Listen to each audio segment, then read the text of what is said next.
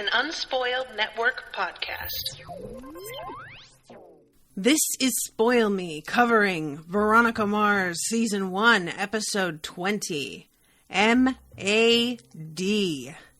Brought to you by Rachel. In this episode, everything's terrible.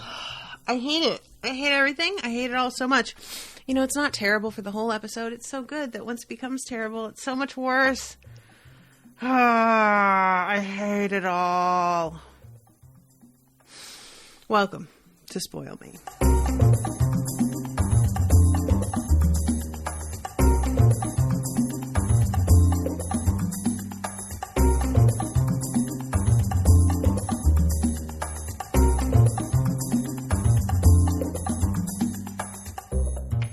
Welcome to the show, everybody. I'm Natasha. This episode, y'all, was such a bummer. Just nothing works out well for anybody. It's just one thing after another of just, fucking, you think that, oh, this is going to be the problem. And then that one problem gets solved and you're kind of feeling good about it. It's all worked out. And then at the very last second, the show is just nope, bink, there's another extra thing. So it was just, I ended it feeling very much but why? Can't anything go right for anybody? So, all right. It's called M.A.D, Mutually Assured Destruction. This episode is focused on, I'm going to say 4 main plots. 4 main different plot threads. 1, Duncan's disappearance. 2, Veronica's relationship with her dad and him moving on and all that. 3, Veronica and Logan and what's going on with them.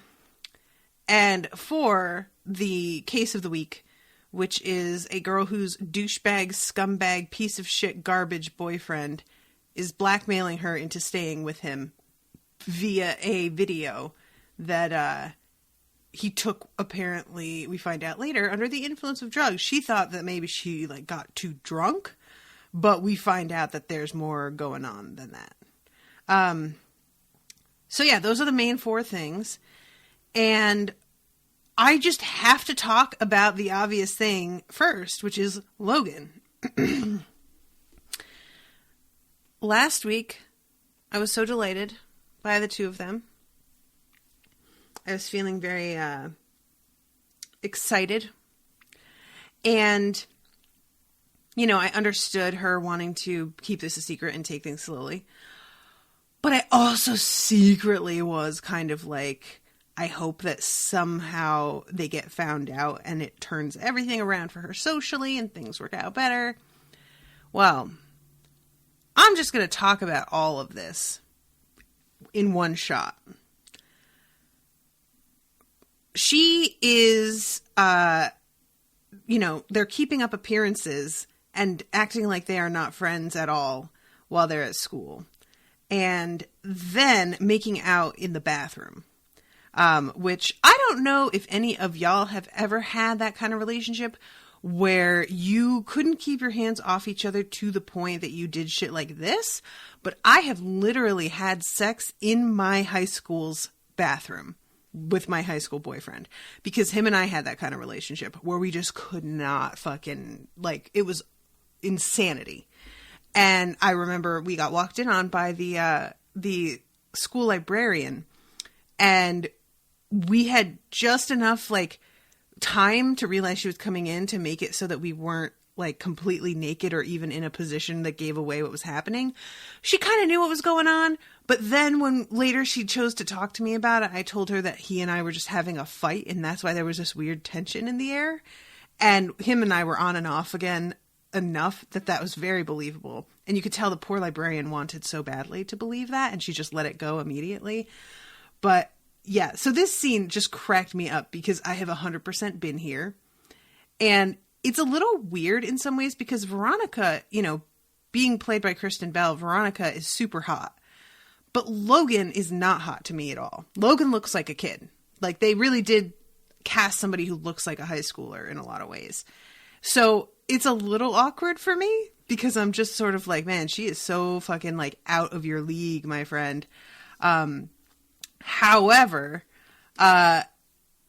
they are still, despite like ducking into the bathroom together, nobody has seemed to notice. And they go over to his house at one point, and apparently he like ditched his friends to hang out with her, and his friends are really like, honestly, unnaturally bitter about it. Like, his friends are soups clingy. Can we just mention that real quick? Like, the fact that he doesn't go surfing with them, they mention like 12 times, and they really need to get over it a little bit.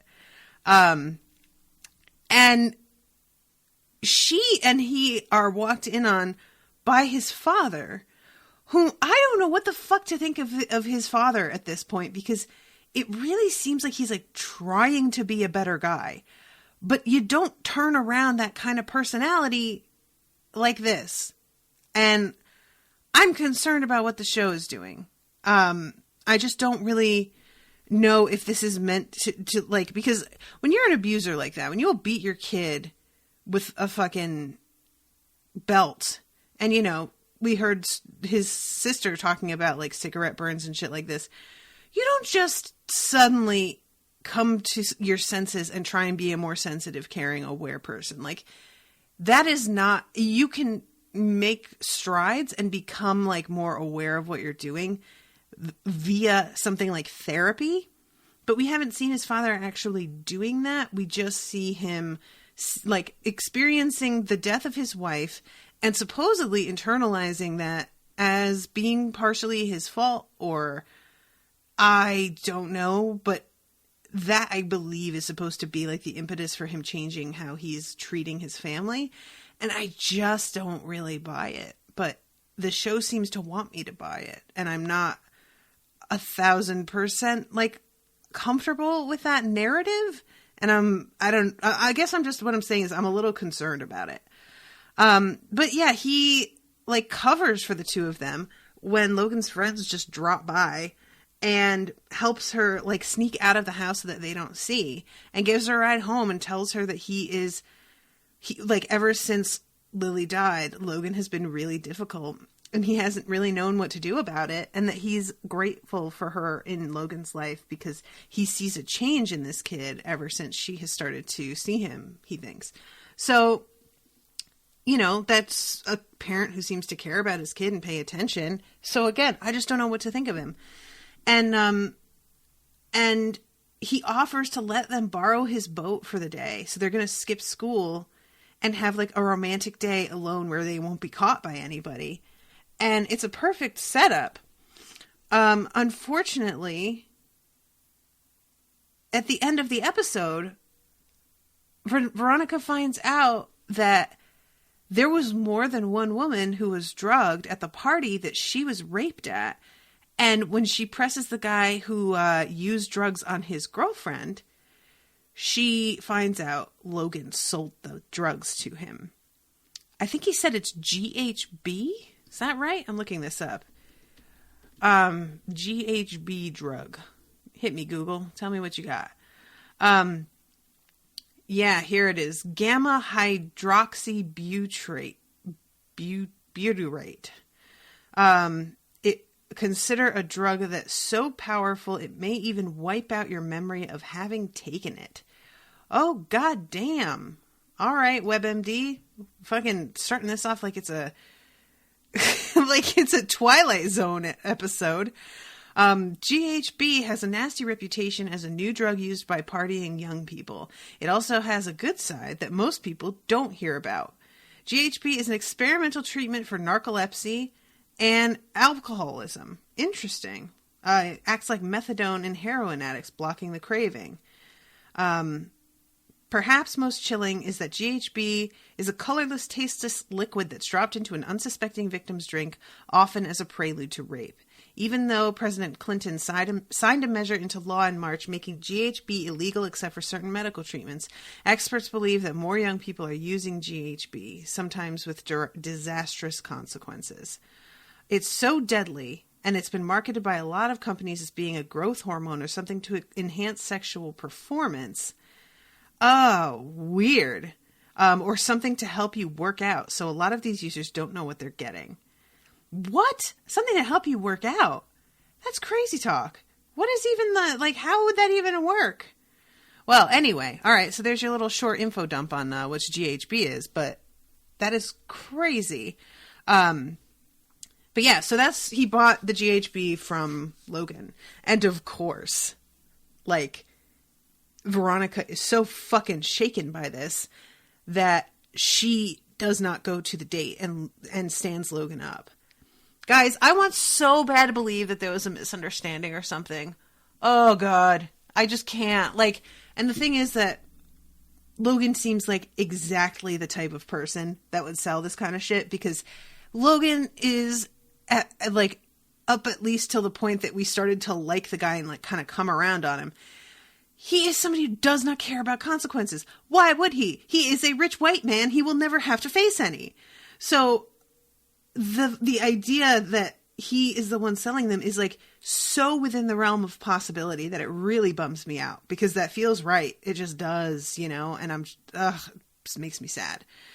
So I don't know what Veronica is going to do, if she's going to actually talk to him about this. She doesn't text him or anything. And see, this is the difference between me and what happens on television or how Veronica handles something, I guess. Because on TV, you need this dramatic moment of Logan waiting for her and finally realizing that she's not going to show up. But me, I find this out and I go straight to that fucking boat. And I'm like, we are not leaving this dock until you tell me what the fuck happened. And probably once you tell me, we are definitely not leaving the dock. I would want to have a confrontation ASAP and get the full story from him. And I'm not sure what she exactly thinks, if she thinks that there is if that he's selling it means that he is the one who raped her. But I mean, that has to be on your mind, right? I don't think that he's a rapist, but fucking so many dudes don't think that what they're doing is rape when they rape, that it's just really hard to know. And I can understand her just even if he isn't the one that raped her, if he's selling the drug that allowed that to happen, then he is responsible, so, it just bums me out. Oh, I have a question. The question is, hi, from Megan. Hello. Hello, Megan. Done answering. All right. So we have people on the side. Maggie says, but Logan's so cute. Not hot per se because of high schooler thing, but just cute. Yeah, he's cute. I get he's cute in a kind of Weasley way. But he does look so young to me, whereas Weevil, for example. What's up? Dick is secretly in love with Logan headcanon. Oh, you know what? I'm going to go with that. That actually makes 100% sense. I always thought roofies and GHB were the same, roofie is the common name. Oh no, yeah, they're not.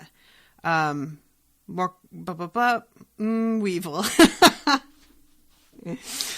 All right, so I just wanted to talk about what's going on with them first and address that, because of course that's the most upsetting revelation in this episode. And now let's talk about Scumbag and his fucking good-hearted, brave as fuck, high-minded, moral fucking bedrock personality. Because her name in the show is Carmen, and her boyfriend's name is Tad, which fucking of course it is. And Carmen is too good for this world. And the fact that she does not take revenge on this guy is both admirable and infuriating. And I can't. And I'm so glad. I am so glad that Veronica does not cut him down at the end of the episode. She doesn't, because she's so angry and upset at what he told her about the GHB. But I think she was planning to, and it makes me so sad. I hope that she wasn't planning to. I hope that she only told him she would cut him down to convince him to tell her, and that she had no intention of following through on her end of the deal. But I think she was gonna. And I'm just Veronica, let him just suffer this much, for God's sake.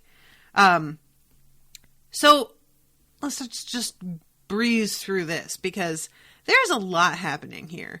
this kid is about to graduate, and Carmen is a year younger than him. Carmen looks so much like I looked in high school, y'all. I can't even tell you. Like, it was alarming. And also her name in real life is Natalia, and I was sort of like, oh, shit. And she is not interested. First of all, it's obvious that she's kind of losing interest in him. Like, she doesn't love him. But she has a lot of very, like, logical reasons that she cites as well.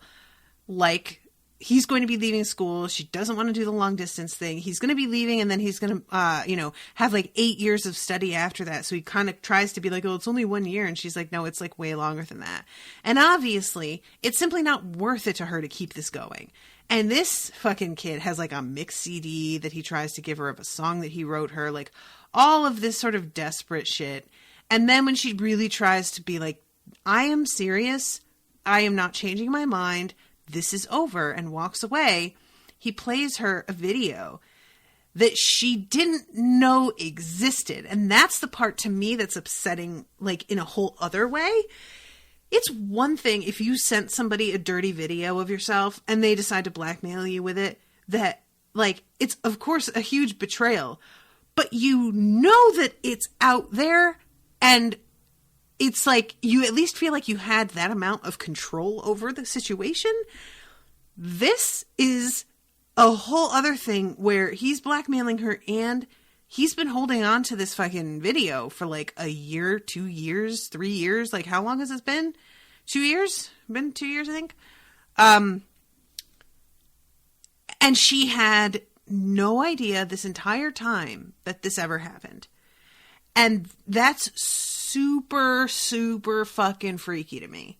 Like, it's like a bad dream. You know, you're seeing yourself, and you know it's you, and you can tell it's you, and none of this is registering at all to you. Like, this never, how fucking crazy is that? I just feel so bad for her, like the look on her face. And this is one of those dudes that is such trash that he doesn't even care if she cares about him anymore. It's purely about having the control over her to keep her with him because he wants her. The end.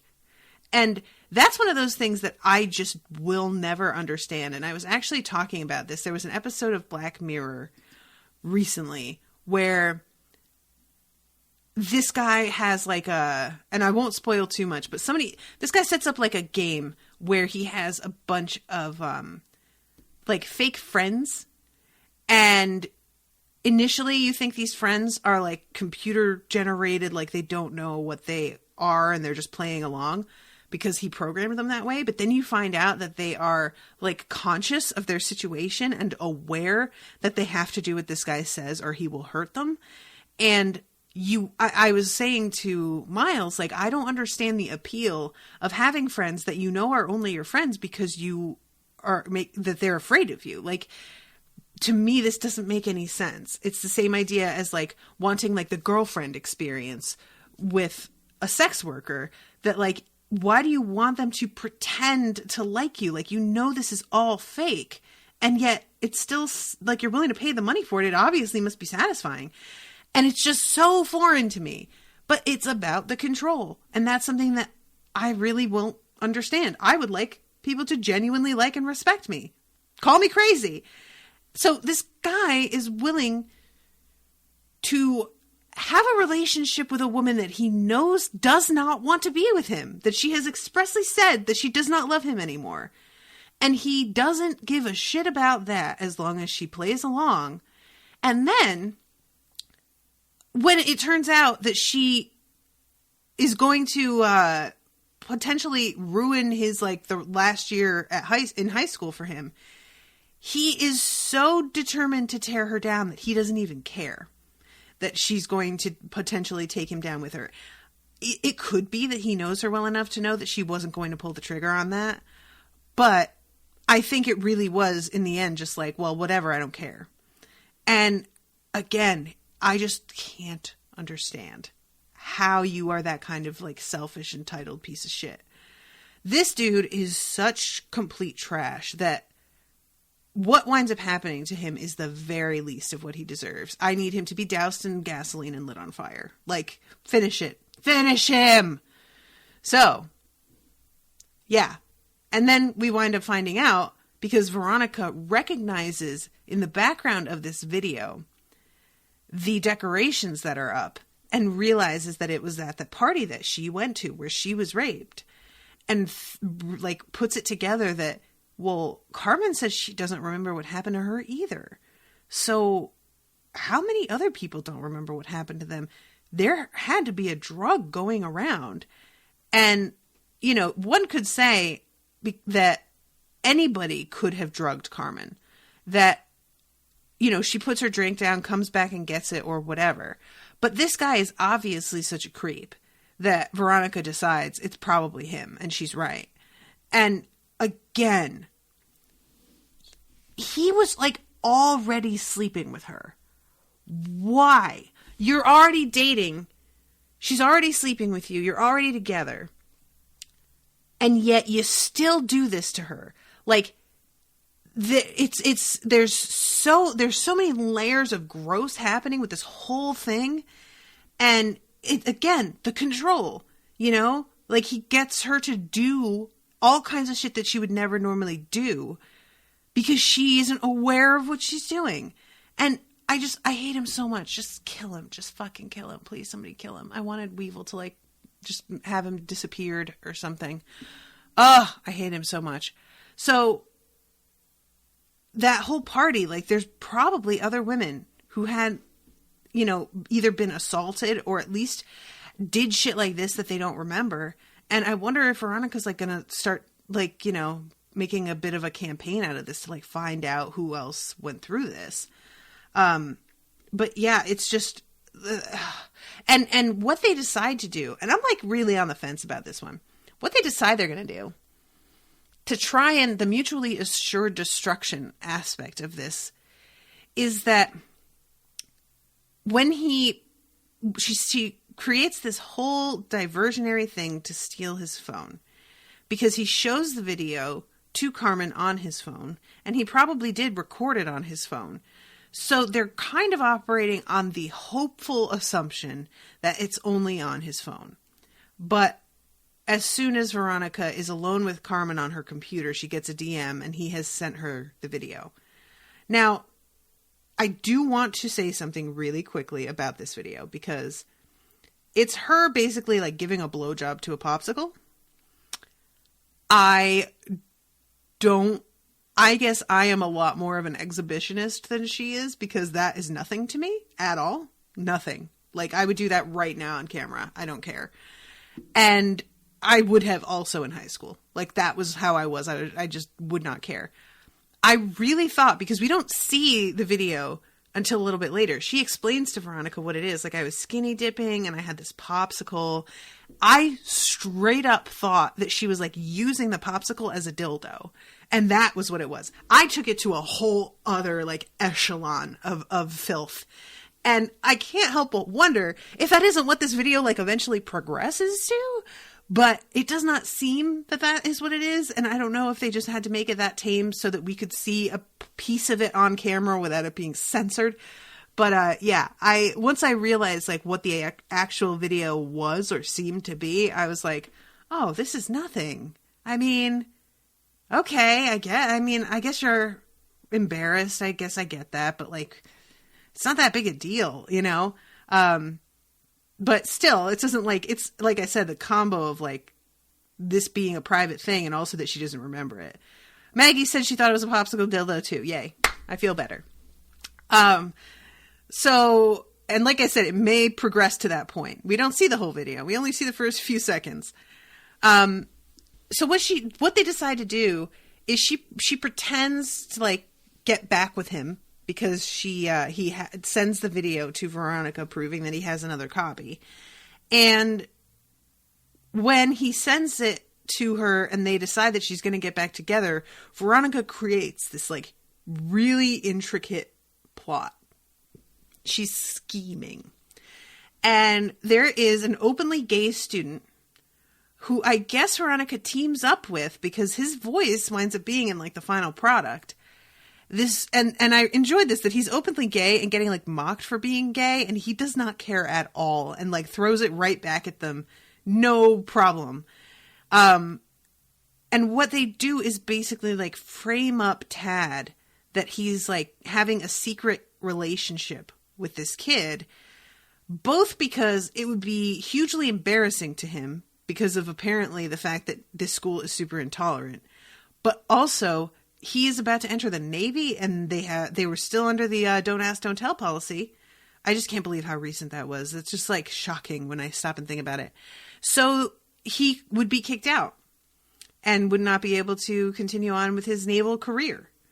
And I appreciate that the show added that like aspect of it, that it went beyond just like, oh, everybody's going to think you're gay. Isn't that lame? Like, just like that kind of homophobic subplot, but instead having it also be like, it's going to affect your career and the thing that you want to do. Because I feel like it needs that extra edge for me to not just find it kind of offensive overall that this was their plan. But what, like, the whole setup is kind of amazing. Carmen gets him drunk, and they're like on the boardwalk, and she convinces him to get a tattoo with her name in it, except we find out later it does not have her name in it. And she gets him to like go up to the kid, and he's apparently a dealer, or at least Carmen tells him that he's a dealer, but I think he must be, because when Tad goes up and talks to him, he doesn't say to him like, I don't know what you're talking about. Or if he's in on it, like at that moment, did they tell him to like be waiting around for Tad to come up to him and for him to play along with it? Maybe they did. So they have, you know, Veronica like is taking photos of when Tad goes up to him, and Tad like puts his hand on his shoulder, like he's wasted, you know, like, so I like to think that he put his hand on his shoulder because he was having like trouble standing up straight. But it looks like this kind of intimate conversation. And then later has Carmen call Tad up and do this like low level dirty talk so that he says exactly the things that he needs to, except out of context, it sounds like he's like curious about being gay. But when we hear the conversation, she's asking him if he's ever tried this drug and been curious about it and whatnot. So they cut that dialogue together with the other kids to make it into a conversation about the fact that he's curious and into this dude, and put it on this website that's like got all of these photos and is dedicated to a illicit affair between the two of them. Honestly, the whole thing is pretty watertight. Like, because if they have this kid on their side too, it's not like the instant somebody goes up to him and is like, is this true? And he's going to be like, what? No, what is this? He is invested in keeping this charade up as well, apparently, for the fun of it. Like, just purely for the fun. So, well done. But Carmen, who, like, confronts Tad and is like, I have this, I will release this if you release the thing, is so soft-hearted that when he finally does decide to release the video, she does not release hers in kind. And again, dude, I respect that to a degree. I do. I understand what she said when, you know, Veronica was like, you can't let him get away with this. And she says, taking him down won't make me feel any better. I get that mindset. However, I will say it would make me feel better. If I were her, it would make me feel lots better. I'm not really a huge revenge person, because I do feel like there comes a point with some things that you let it go. But there is such a thing as just fucking consequences. Like, you know, revenge and consequences aren't necessarily the same things all the time. And when it gets into a point of just being like super petty, usually I'm like, that's just too much energy and I can't be bothered.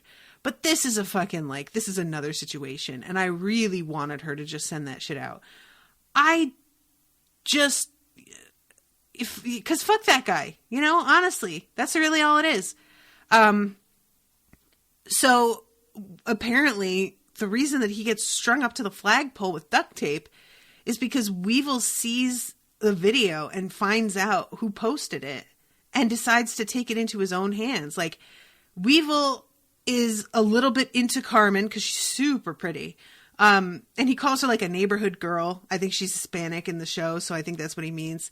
And they all are sort of teasing him about the fact that he like dated her for a little while and like in grade school or middle school or something.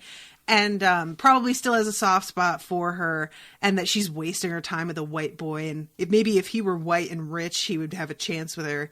The whole thing. So like, it was actually kind of fun the way that he reacts when he sees the video. Instead of being like, oh, goddamn, he says to his friend, what the fuck is wrong with you? Where is this from? Like, he gets mad.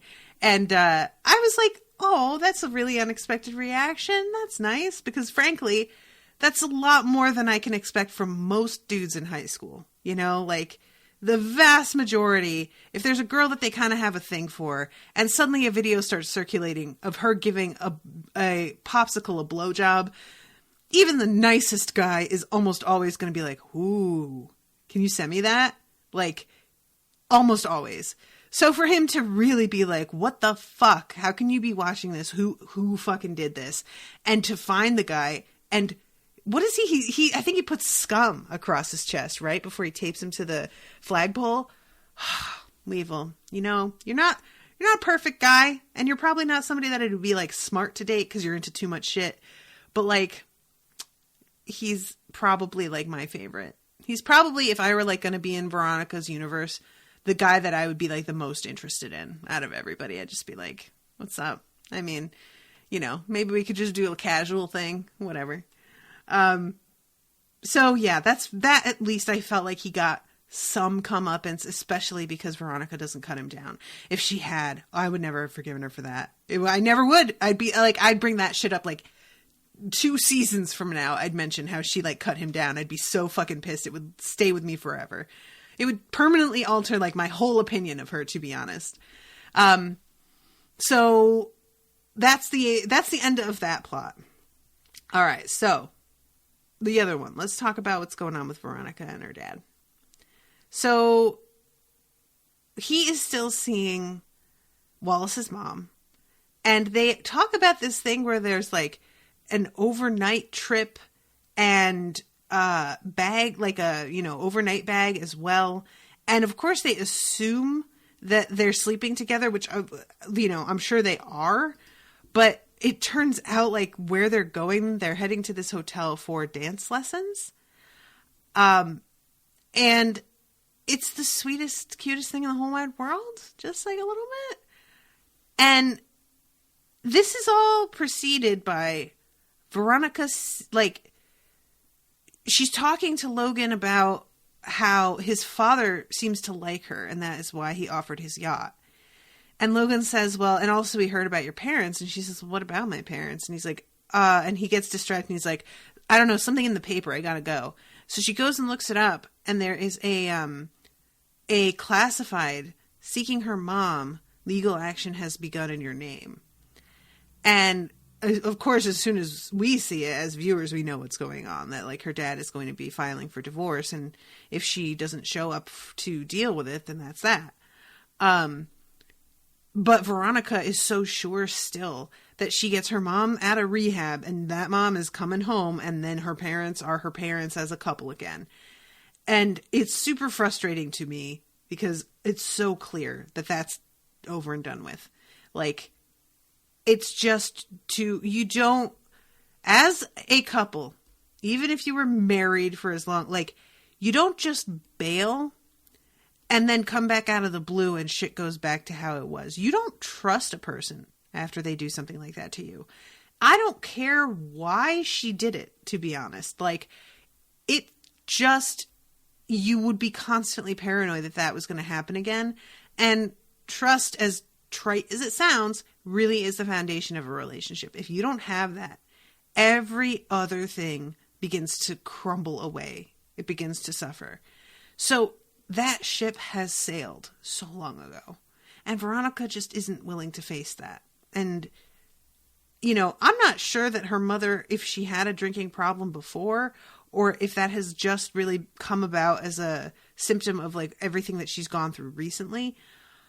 But that's a whole other thing. Just the abandonment is bad enough, but also dealing with this drinking problem. Like, to be honest, rehab does not work for the majority of people. Most people don't come out of rehab and just stay sober. And her mother hadn't really been willing to go into rehab. And, like, she did it because Veronica insisted. But, I mean, the combination of the fact that she has been drinking enough that she needed to go to rehab. And if Keith found out that Veronica used up her whole savings to send her to rehab, Keith, I mean, oh my God, I feel like he will throw a fit. He's going to, I mean, if I were him, I would lose my mind. Oh my God, I would be so furious. That would just like, ugh. So, yeah, her seeing this, she knows what it means. And she calls the newspaper office and tries to have them cancel the ads, saying like, oh, his legal status has changed and he doesn't need this ad run anymore. And they're like, oh, okay, sure. Well, we can pull it. What's the password on the account? And she realizes like that this is exactly why they have a password, so that people like her can't just call up and cancel shit. But it seems by the end of the episode, she goes and follows her dad to see where he's heading and sees him taking this dance class, looking like he's having an amazing time. And it seems like she decides to accept it and talks to him a little bit later. And he's like, I'm sorry that I didn't tell you about this, but if I want to move on ever at all, this at least needs to be the first step that I take. So I'm sorry, I should have like mentioned it to you. I didn't want it to be a surprise like this, but I hope you understand it. And she says basically that she just wants him to be happy, and that even if that does mean occasional surprises, she still wants that for him. And I admired that a lot. And I also, this is the moment where I'm like, oh, maybe this is all going to work out. But no, because then we get the scene later with Clarence Weedman talking to Wallace's mom. Hi, did we know Wallace's mom worked for Kane Incorporated or Kane International or Kane Limited or Kane All Rights Reserved? Did we know this? Because he tries to tell her, Kane Software, thank you, Rachel. He tells her that Keith Mars is known to have a huge grudge against the Kanes and the Kane, against the Kane Corporation and the Kane family. And that she is going to need to break off her engagement. Or her engagement, you hear me? Her relationship. And he says this, and the first thing that I'm thinking is just like, is that allowed? Like, can a company tell someone to stop seeing a person? But then when she tries to resist, and she's magnificent about it, he shows her a surveillance device that he discovered in a houseplant in his office that her son delivered. And says, hey, so I know you don't want to hear what I'm saying to you, but obviously there is some shit going on that you don't know about, and you may want to reconsider your involvement. And I was like, oh, fuck. Because I forgot all about the fact that her son was involved in anything. And when he brings up, like, oh, your son delivered this, I just immediately thought, oh my God, her son is involved in so many things that, like, indirectly, sure, but if they decided to push it at all, they could find a million things that it will look really bad. And it sort of ends with Clarence really, like, you know, having the upper ground on this, and upper hand, the high ground and the upper hand. It's over, Anakin. But yeah, so that was the moment where I was like, oh, okay, I thought everything was going to be fine, and now apparently not. I have no idea how she's going to handle this. I don't know if it's going to be a big confrontation where she asks Wallace what the fuck was going on, if she goes after Keith and is like, excuse me, how did you not tell me about this other thing? If Keith knows that she works for Kane Software or not, and he's going to be surprised by this, is she going to want to break up with him, or is she going to want to try and keep like a secret little thing going between the two of them? And if she does, he has to know that Clarence Weidman is good enough that they can't keep it a secret. He will know something is going on. There are just a million directions that this can go in, and I really don't have any idea because I don't know his mother's character well enough to know where they're going to go with it. So, yeah, I'm very curious about that, and I'm really sad because Keith has just finally started to be happy, and now Clarence has to fucking ruin it because Clarence is the worst. Rachel is saying she's not totally sure if they knew. Agnes has said, we knew because Alice didn't want Wallace to be her friend because of what she heard at work. I knew that she had heard things. Did we get the detail that she had heard at Kane Software about her? That's interesting. Okay. Because I remember her saying, like, I've heard things about that girl, but I didn't realize that, like, that was where she had heard it from. But, yeah, all right. So, she, I just want Keith to stay happy. And there's no version of the, many options to choose from. There isn't one that ends with him still being happy. And that sucks. So, yeah. I just feel really bad about that whole thing. Like, again, just, there's not a lot of, the other happy ending with just hoping that she had the upper hand over her ex-boyfriend to keep him from releasing this tape ended with him releasing it anyway. And she sort of decides, like, it's not going to make me feel any better. I'd rather people think I'm trashy than him think he can, like, tell me what to do and control me like that. But that's still not a happy ending. Like, she's going to have to deal with this fucking forever, probably, until she graduates. And then, obviously the thing with Logan, like, that's not going anywhere good. And what was the fourth? I think I said that there were 4 plots in this one, and now I'm trying to remember what the other one is. Because we have, so we have Case of the Week. Oh, we have Duncan's disappearance. That's right. That's funny. Because Duncan, Keith Mars really is excited when he sees that there's a $50,000 reward for recovering Duncan. Because he, of course, thinks that Duncan is just some spoiled rich white boy who does not know about the world. And that he's going to be out there using his credit card from his parents, driving, like, over the speed limit in a red Camaro convertible, whatever. Like, he thinks this is going to be no problem. And that the main challenge they will face is outwitting the other PIs that will inevitably be after him also.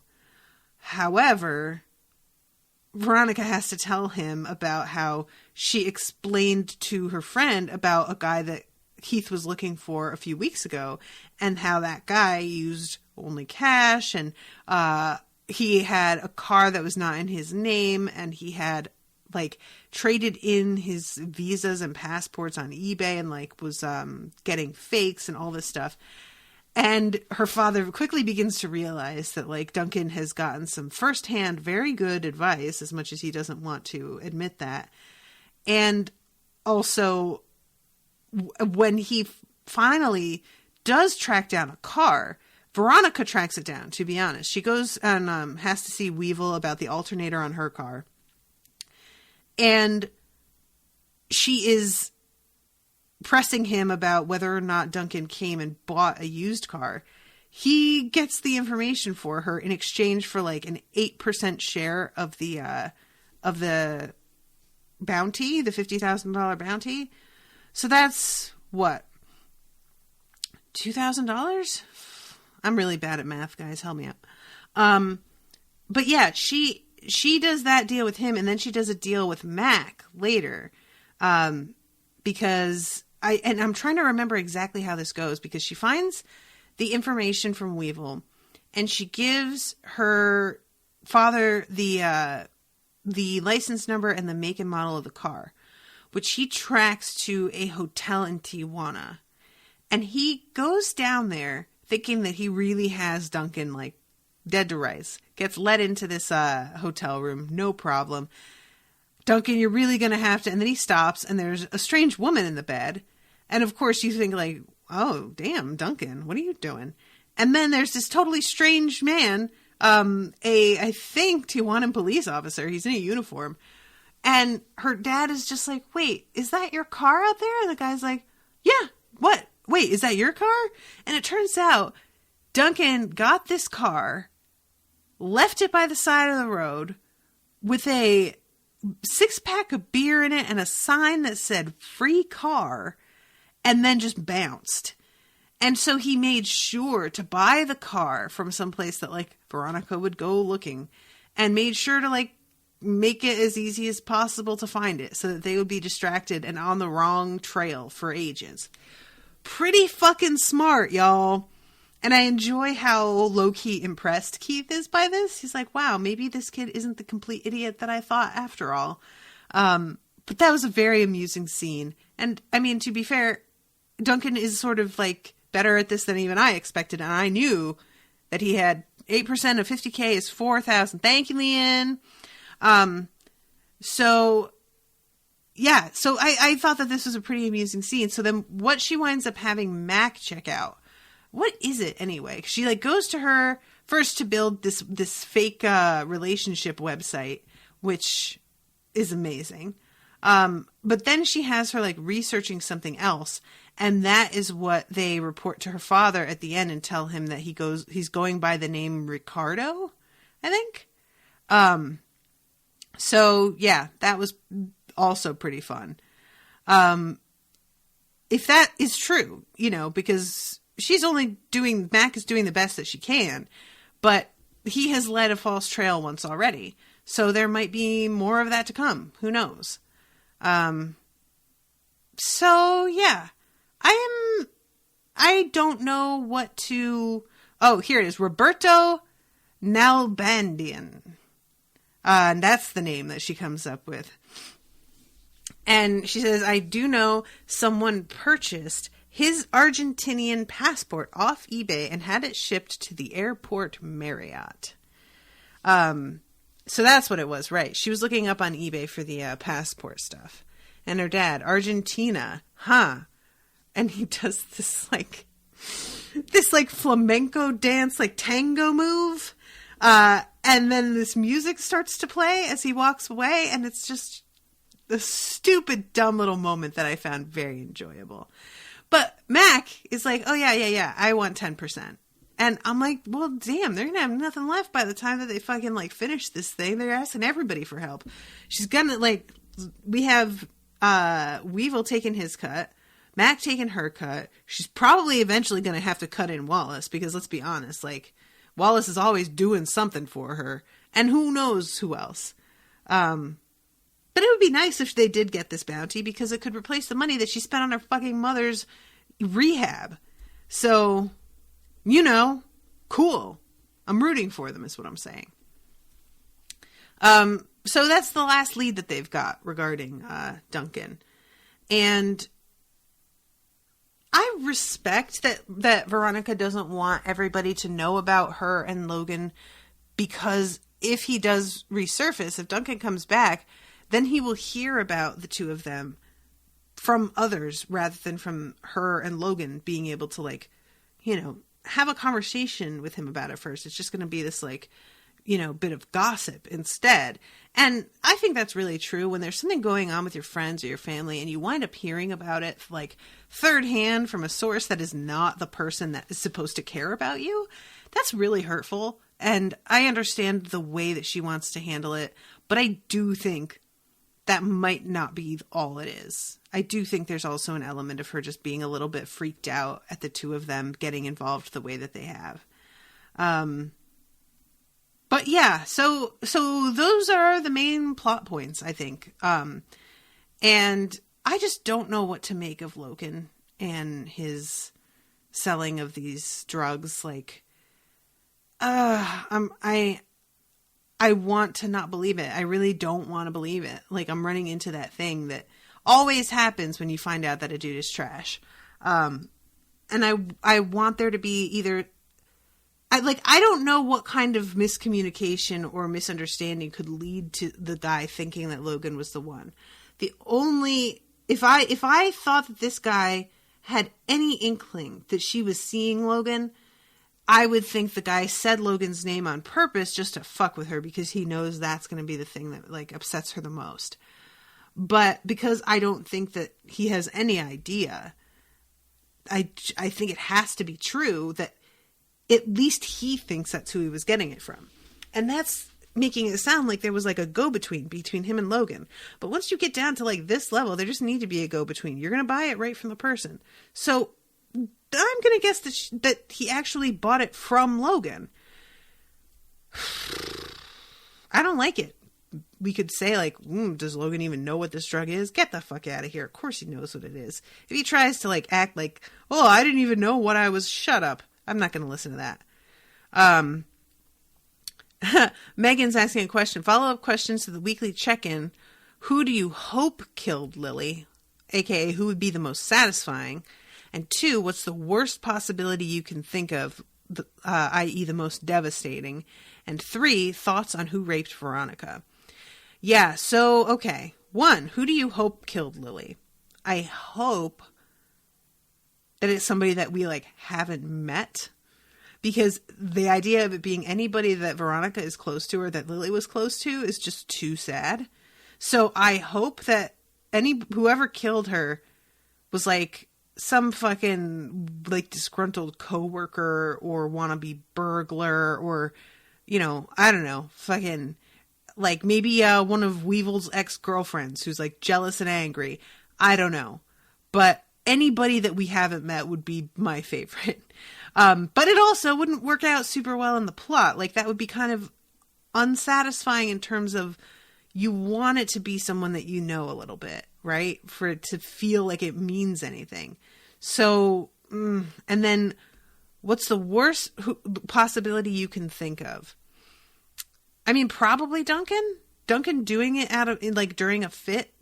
That's really awful. To like, you know, have killed not only a sibling, not only somebody that you love, but to have no memory of it, and be carrying that around. That would be really terrible. So yeah, Duncan's probably the worst option. Second to like Keith, because that's somebody that Veronica loves, you know, like if her dad did it, like Jesus, or her mom, which why would she do that? I don't know. So yeah, I think that would be the worst. And then thoughts on who raped Veronica. Yeah, like that. I don't know. I mean, could it have been Logan? I guess. I don't feel like he does not seem like the type that would be into that. Because he was like, you know, dating Lily, who's a really strong-willed like person. And it tends to be guys who like are predators who want to control women that do this kind of thing. And they're not going to be drawn to like a real relationship with somebody like Lily. And I'm just getting a little psychological here. And I know that this isn't like an across the board, generalization that's always true, but there does tend to be a pattern with predators and the types of women that they seek out. You know, they are fucking preying on a certain type of personality that they know is more susceptible to being controlled. So I don't feel like that's like something that Logan would want to be involved in. But I don't know Logan that well. You know, I have started to like the guy, but he is, you know, don't forget the friggin' bum fights that he organized. So it's not like he's a shining paragon of virtue. So I don't know. And in terms of other dudes, like the only dudes that I can think of would be Weevil, which does not even bear thinking about. If it turned out to be Weevil that raped Veronica, I will never watch this show again. Forget it. If it turns out to be him, forget it. I quit. I'll be so mad. I don't know. I'm trying to think if there's anybody specifically that Veronica has like humiliated, like a guy that would want to kind of get revenge. But there are so many dudes that she has humiliated because so many of the guys at the school are into shit. That I don't even, like, and I don't remember whose house they were at either. Were they at Logan's house for the party? Or I feel like it wasn't Shelley Pomeroy. That's right. I don't know. Like, I feel like it could be like one of the fucking two hangers on that were showing up at Logan's today, Dick and what's his face. It might have been like one of those two because they both seem terrible. Beaver. Dick and Beaver? Are we kidding?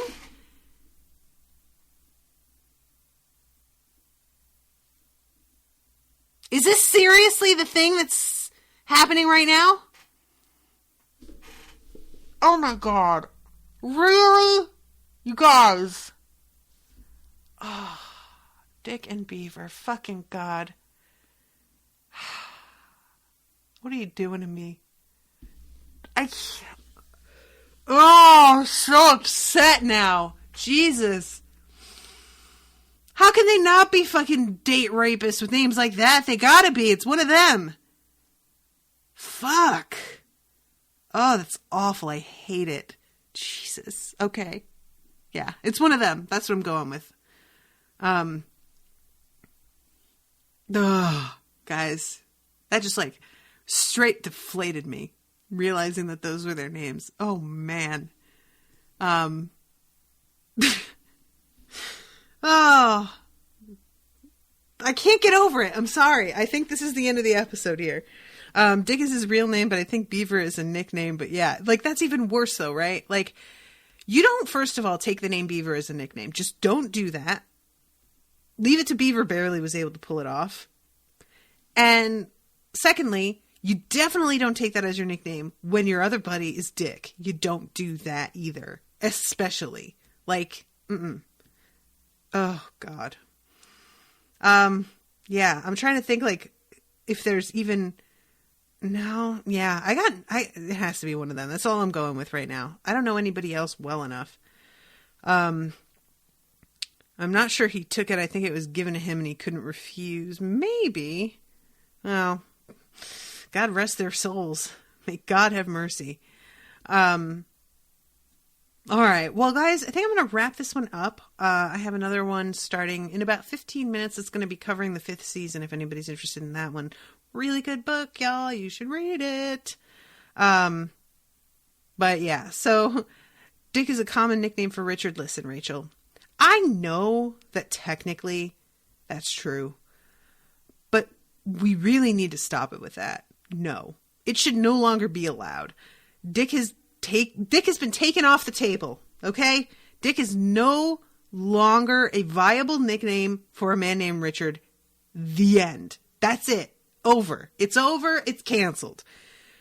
And the idea that there are a bunch of like high school kids still calling him that, somebody should have been putting a stop to this. This is nonsense. No more Dick, says Megan in all caps. Listen, Megan, let's not get crazy here.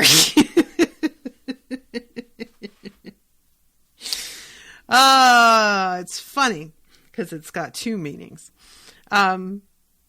All right, Agnes, popsicle Dick. Listen, Agnes. All right, you know what? Y'all are out of hand. I'm calling this session to order.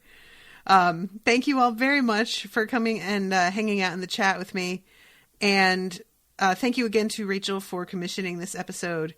And yeah, I thought that the last one was the last one before Christmas break, but this is the last one. So I will say again, happy holidays, you guys.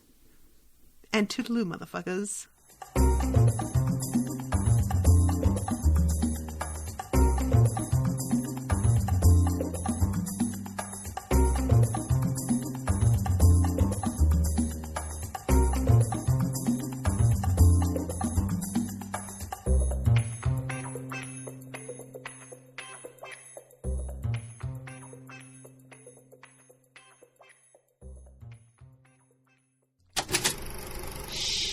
That was an Unspoiled Network podcast.